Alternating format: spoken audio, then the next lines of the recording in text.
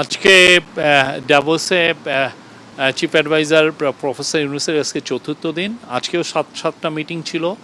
আমরা 3টা পর্যন্ত একটানা মিটিং হয়েছে। এটা 3টার পরে জাস্ট আগামী 2 ঘন্টার মধ্যে আমরা যাওয়ার প্রস্তুতি নিব এবং ইনশাল্লাহ আগামীকাল বিকালবেলায় আমাদের টিম দেশে পৌঁছবে। তো আজকের উল্লেখযোগ্য ঘটনা ছিল হচ্ছে WTOর যিনি ডাইরেক্টর জেনারেল, তার সাথে আজকে একটা খুব ফ্রুটফুল একটা মিটিং হয়েছে। আপনি জানেন WTO হচ্ছে যে পৃথিবীতে যে ট্রেডগুলো হয়, ট্রেডের যে ফ্যাসিলিটেশন ওরা করে এবং ট্রেড এগ্রিমেন্টগুলো অনেক ক্ষেত্রে ফ্যাসিলিটেট করে। তো এই ট্রেড এগ্রিমেন্ট, এই WTOর ইম্পর্টেন্সটা সাউথ এশিয়ান, মানে আমরা যারা LDC আছি বা গ্র্যাজুয়েশন করছি তাদের জন্য খুবই ইম্পর্টেন্ট। তো WTOর চিফ 2টা মেসেজ দিলেন, খুবই ইম্পর্টেন্ট মেসেজ। প্রথম মেসেজ হচ্ছে যে বাংলাদেশকে ওনারা হেল্প করবেন স্মুথ যাতে WTO LDC থেকে বাংলাদেশের গ্র্যাজুয়েশন হয়। বাংলাদেশ গ্র্যাজুয়েশন করতে চাচ্ছে মিডল ইনকাম কান্ট্রি হিসাবে। তো সেখানে কিছু কিছু সমস্যা তৈরি হতে পারে, বিশেষ করে যে সমস্ত কান্ট্রিতে, বিশেষ করে ইউরোপে আমরা এভরিথিং বাট আর্মসের আন্ডারে ডিউটি ফ্রি অ্যাক্সেস পাচ্ছি। তো এই ডিউটি ফ্রি অ্যাক্সেসটা একটা সময় 2029-এ যে শেষ হয়ে যেতে পারে। তো এই জায়গাগুলো যাতে আমাদের ট্রানজিশনটা স্মুথ হয়, আমরা যেহেতু কন্টিনিউ টু মানে বেনিফিট ফ্রম আমাদের অন্যান্য যেগুলো আমরা ডিউটি ফ্রি অ্যাক্সেস পাচ্ছি সেই জায়গাগুলো যেন ইনট্যাক্ট থাকে, সেই পুরো বিষয়টাই WTO বাংলাদেশকে হেল্প করবে, উনি অ্যাসুর করেছেন। আরেকটা ইম্পর্টেন্ট জিনিস হচ্ছে যে গ্লোবালি যে ম্যানুফ্যাকচারিংয়ের ডিসেন্ট্রালাইজেশন হচ্ছে। আপনি ম্যানুফ্যাকচারিং একসময় খুবই ফার ইস্টার্ন ন্যাশন বা চায়নাতে কনসেন্ট্রেট করছিল, তো ওইখান থেকে অনেকে রিলোকেট করছেন। রিলোকেট করার কারণে সাপ্লাই চেন রিলোকেশন হচ্ছে এবং সাপ্লাই চেনের একটা বড় অংশ যাতে বাংলাদেশে আসে সেটার জন্য প্রফেসর ইউনূস তাকে বলেছেন এবং উনি বলেছেন যে আমরা এই কাজটা করব, আমরা বাংলাদেশের জন্য এই কাজটা করব, বাংলাদেশে যাতে সাপ্লাই চেন রিলোকেট হয়।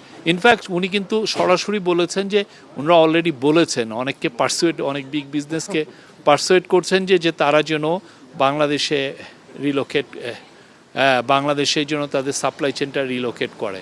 তো এর বাইরেও আজকে অনেকগুলো, তারপরে WTOর সাথে WTOর ডিজি উনি জানেন নাইজেরিয়ান ডক্টর এনগোজি ওকনজি ইউএলা, উনি বলেছেন যে বাংলাদেশের সাথে WTOর নিবিড় সম্পর্ক তৈরি হইতে WTO কিছু কিছু এগ্রিমেন্ট নতুন করে করছে, সেটা যেন বাংলাদেশ র্যাটিফাই করে। বাংলাদেশের এই স্টুডেন্টদের যে অভূতপূর্ব আন্দোলনে উনি বিমোহিত হয়েছেন এবং উনি বলেছেন যে এটা ওয়ার্ল্ডের জন্য একটা মেসেজ এবং এটা একটা আনপ্রেসিডেন্টেড ইভেন্ট এই বিশ্বের জন্য। এছাড়া আজকে কয়েকটা বিজনেস মিটিং ছিল।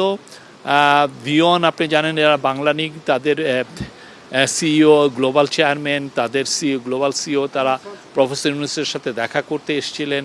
তারা আসলে বাংলাদেশে আরও ইনভেস্ট করতে চায়, বাংলাদেশের বিভিন্ন সেক্টরে, বিশেষ করে মোবাইল ফিনান্সিং এগুলো ক্ষেত্রে তারা আরও ইনভেস্টমেন্ট করতে চায়, সেগুলো জানিয়েছে। আর এছাড়া আজকে রে দালিও, আপনি জানেন রে দালিও হচ্ছেন একজন আমেরিকান বিলিয়নিয়ার, খুব হেজ ফান্ডের যাকে জনক বলা হয়, ইনভেস্টমেন্ট কীভাবে করবেন সেইগুলো নিয়ে ওনার খুব বড় বড় বেশ কিছু ভালো বইও আছে। উনি প্রফেসর ইউনূসের একজন বড় ফ্যান এবং অ্যাডমিরার। উনি বলেছেন যে উনি ট্রাম্প অ্যাডমিনিস্ট্রেশন নিয়ে অনেক ধরনের কথা বলছে যে বাংলাদেশে এটা ট্রাম্প অ্যাডমিনিস্ট্রেশন আসার কারণে বাংলাদেশ একটু বিপাকে পড়বে। উনি এটা উড়িয়ে দিলেন যে এগুলো ট্রাম্পের ফোকাসটা আসলে বাংলাদেশের মতো দেশগুলোর জন্য না, বরঞ্চ আমরা মনে করছি, এটা আমাদের তরফ থেকে আমরা মনে করছি যে ট্রাম্প অ্যাডমিনিস্ট্রেশনে যেহেতু চায়নায় ফোকাসড এবং চায়নার উপরে কিছু ট্যারিফ ইম্পোজ হবে, তো চায়নার থেকে অনেক ফ্যাক্টরি, অনেক ম্যানুফ্যাকচারিং, বিশেষ করে যেগুলো লেবার ইন্টেন্সিভ ম্যানুফ্যাকচারিং ইউনিট, সেগুলো বাংলাদেশে রিলোকেট হওয়ার সম্ভাবনা আরও বাড়বে। আজকে দি ইকোনমিস্ট ম্যাগাজিনকে উনি ইন্টারভিউ দিয়েছেন, চাইনিজ একটা মিডিয়াকে ইন্টারভিউ দিয়েছেন, আরও বেশ কিছু জনকে ইন্টারভিউ দিয়েছেন আজকে। এছাড়া পতেঙ্গা সিপোর্টকে একটা সৌদি আরবিয়ান কোম্পানি বাংলাদেশে তাদের সাথে চুক্তি করেছিল আগের গভর্নমেন্টের সময়, তারা পতেঙ্গা সিপোর্টটাকে ম্যানেজ করছে। তারা বলেছে যে তারা $25 মিলিয়ন কিছুদিন আগে তারা অর্ডার করেছে পতেঙ্গা পোর্টের জন্য যাতে হেভি মেশিনারি যেগুলো দিয়ে কন্টেনার টানা যায় সেগুলো মেশিনারি ওনারা অর্ডার করেছেন চায়না থেকে, এবং আগামী সপ্তাহে আরও $25 মিলিয়ন মেশিনারি অর্ডার করবেন, এটা প্রফেসর ইউনূসকে জানিয়েছেন। এবং তারা বলেছেন যে তারা বাংলাদেশে আরও ইনভেস্ট করতে চায়। বাংলাদেশের প্রফেসর ইউনূস এইবারের দাভোসে এসে উনি বারবার বলছেন যে চিটাং পোর্টকে আমাদেরকে যে করে হোক এফিশিয়েন্ট করতে হবে। চিটাং পোর্টের এফিসিয়েন্সির উপরে বা চিটাং পুরো বে অফ বেঙ্গল জুড়ে যে আমাদের পোর্টের যে ইনফ্রাস্ট্রাকচার যাই আছে সেটাকে আমাদের একটা ওয়ার্ল্ড ক্লাস স্ট্যান্ডার্ড করতে হবে, যাতে এইটার উপর আসলে নির্ভর করছে আমরা বাইরের থেকে কত ম্যানুফ্যাকচারিং কোম্পানিগুলো কিভাবে বাংলাদেশে আসবে কি আসবে না। তারা আসলে দেখতে চায় যে পোর্ট এফিসিয়েন্সি কত। পোর্টে যদি দেরি হয় কোনো জিনিস প্রসেস করতে, তাহলে সমস্যা যেটা হয় যে সেক্ষেত্রে বড় বড় কোম্পানি যারা অর্ডার দেয়, মানে ওয়েস্টার্ন কোম্পানি যারা আমেরিকা বা ইউরোপের, তারা আসলে তাদের পণ্যটা খুব দ্রুত বানিয়ে নিয়ে দেশে আবার তাদের দেশে নিয়ে আসতে চায়, যে বায়াররা, ব্র্যান্ডরা বা রিটেলাররা। তো এর জন্য আপনার সাপ্লাই চেনকে স্মুথ করতে হবে। সেই জন্যই আসলে চিটাং পোর্টটাকে এই ইন্টারিম গভর্নমেন্টের মূল ফোকাসের জায়গা চিটাং পোর্ট। চিটাং পোর্ট যদি বাংলাদেশের ঠিক হয়, সেখানে যদি কনজেশন না থাকে এবং এইখানে যদি আমরা কাস্টমসের জন্য করাপশন যদি না থাকে, তাহলে যেটা হবে যে প্রচুর ইনভেস্টমেন্ট আসবে। তো এই পুরো ড্যাভোসের আজকে যখন আমির আলী রেজা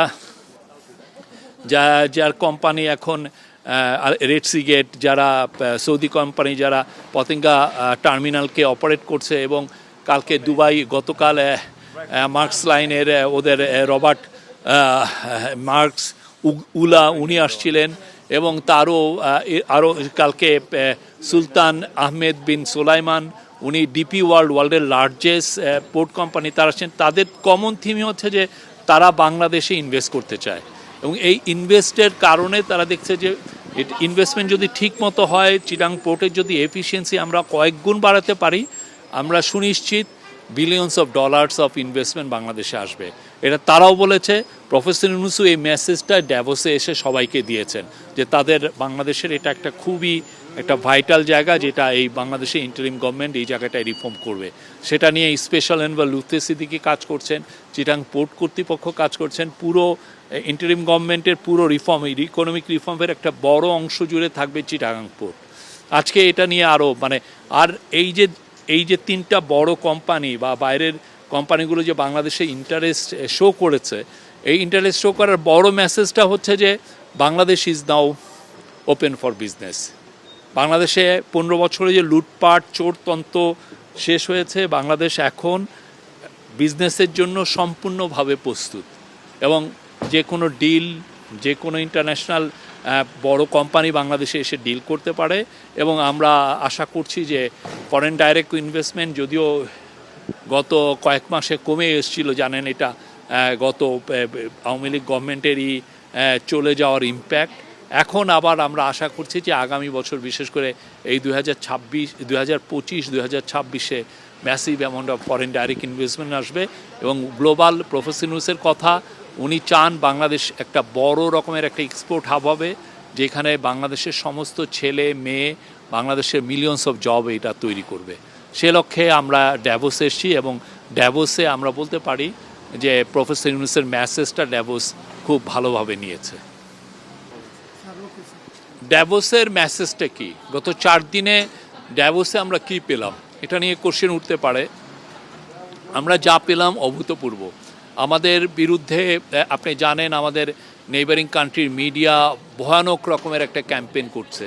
তারা বলতে চাচ্ছে যে বাংলাদেশে এক ধরনের ইসলামিস্ট গভর্নমেন্ট আসছে। দুনিয়ার এমন কোনো মিথ্যা কথা নাই, তারা প্রতিদিন প্রচার করছে। এবং এর ফলে যেটা হয় যে তারা চাচ্ছে যে বাংলাদেশের ব্যাপারে সারা বিশ্বে যাতে নেগেটিভ নিউজে ছড়িয়ে পড়ুক। কিন্তু আমরা ড্যাভোসে এসে দেখেছি যে পুরো উল্টো। সবাই প্রফেসর ইউনূসের লিডারশিপকে প্রেস করছেন। আজকে এই যে WTOর যে ডিজি ছিলেন, তিনি বলছেন যে তিনি বাংলাদেশের যে ওনার যে ইমেজের কারণে বরঞ্চ বাংলাদেশের প্রতি পুরো ওয়ার্ল্ডের অ্যাটেনশনটা ফিরে এসছে প্রফেসর ইউনূসের ইমেজের কারণে।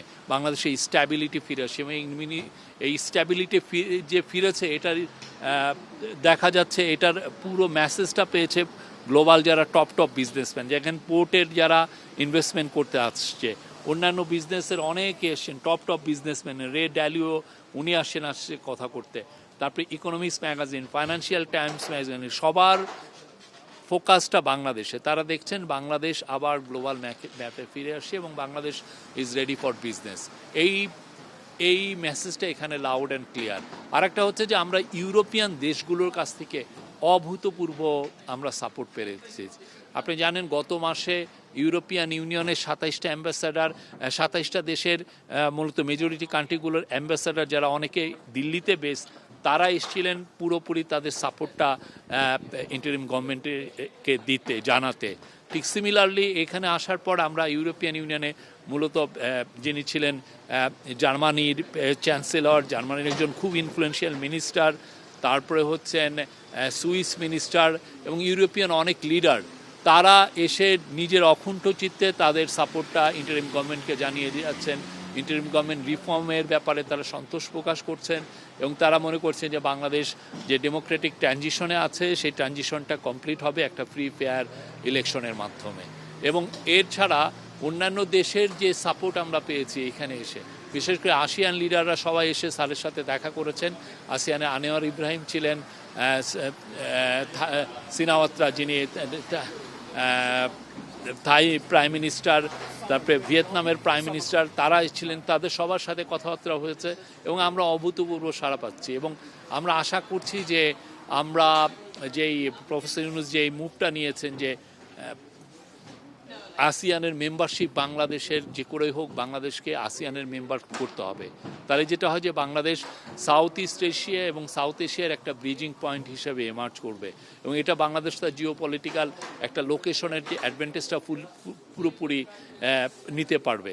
তো সে আলোকে আমরা দেখছি যে ইনক্রিজিংলি প্রফেসর ইউনূসের এফার্টের কারণে আসিয়ান লিডারদের মধ্যেও একটা বড় রকমের ইন্টারেস্ট তৈরি হয়েছে বাংলাদেশকে নিয়ে এবং আশা করছি এটা এখন ওরা বলছে যে Bangladesh can be a sectoral dialogue partner, কিন্তু ইভেনচুয়ালি এমনও দিন আসতে পারে আসিয়ান মনে করবে যে না, বাংলাদেশকে তার মেম্বারশিপ করে নেই এবং আমরা সেই দিনের দিকে তাকিয়ে আছি। আরেকটা মেসেজ হচ্ছে যে বাংলাদেশের যে রিফর্মের দিকে যে দেশটা এগিয়ে যাচ্ছে সেটাও কিন্তু সবাই সন্তোষ প্রকাশ করেছেন। পুরো বিশ্ববাসী, আপনি ইউএন জেনারেল অ্যাসেম্বলি বলেন, বাকুতে COP29 সামিট বলেন বা D8 সামিট, পুরো বিশ্ববাসী দেখেছে যে বাংলাদেশে কি অভূতপূর্ব চেঞ্জ এসছে। সেই চেঞ্জের আলোকে আজকে এবারে ড্যাভোসটা এমন একটা জায়গা যেখানে পাবলিক সেক্টর, প্রাইভেট সেক্টরের সমস্ত লিডাররা এখানে আসেন। এখানে আসলে বোঝা যায় যে আপনাকে রিসিপশনটা কেমন দিয়েছে। তো এখানে professor Yunus got a rock star reception. যদিও উনি এখানে আগে অনেকবার এসছেন, কিন্তু তখন এখানে এসেছিলেন উনি মাইক্রো লেন্ডিং, তারপরে সোশ্যাল বিজনেস চ্যাম্পিয়ন হিসাবে, হ্যাঁ, গ্লোবাল একটা সেলিব্রিটি হিসাবে। বাট এবার এসছেন উনি গ্লোবাল একটা লিডার হিসাবে, একটা দেশের 171 মিলিয়ন পিপলের লিডার হিসাবে উনি এসছেন।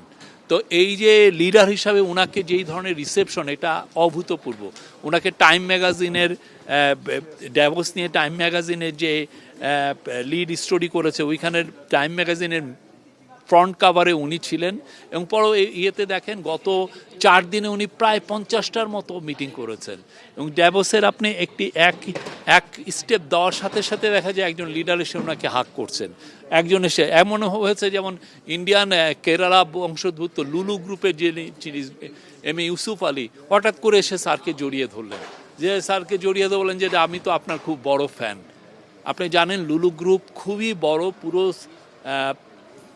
মিডিল ইস্টে তাদের প্রচুর রিটেল চেন, রিটেল শপ উনি বলছেন যে উনি বাংলাদেশে চিটাগাং এবং ঢাকায় লুলু হাইপার মার্কেট ওনারা করবেন। তো এটা তো বাংলাদেশের জন্য যেই জায়গায় চলে গিয়েছিল একটা রোগ স্টেট হিসাবে, একটা গ্লোবাল প্যারিয়া স্টেট হিসাবে, একটা করাপশন, একটা চোরতন্ত্র হিসাবে, সেই জায়গাতে বাংলাদেশ যে 6 মাসে 5.5 মাসে এই জায়গায় রিটার্ন করবে, যেখানে গ্লোবালি সবাই এসে এই গভর্নমেন্টকে সাপোর্ট জানিয়ে যাচ্ছে, এটা তো অভূতপূর্ব। এই অভূতপূর্ব জায়গার থেকে এখন বাংলাদেশকে সামনে নিয়ে যেতে হবে এবং সেটার জন্য প্রফেসর ইউনূস কাজ করছেন। উনি আরও অনেক লিডারের সাথে কথাবার্তা বলছেন। আমরা আশা করছি যে এই ধরনের রেসপন্স আমরা পাচ্ছি, বাংলাদেশ তার সমহিমায় গ্লোবাল স্টেজে ফিরে আসবে।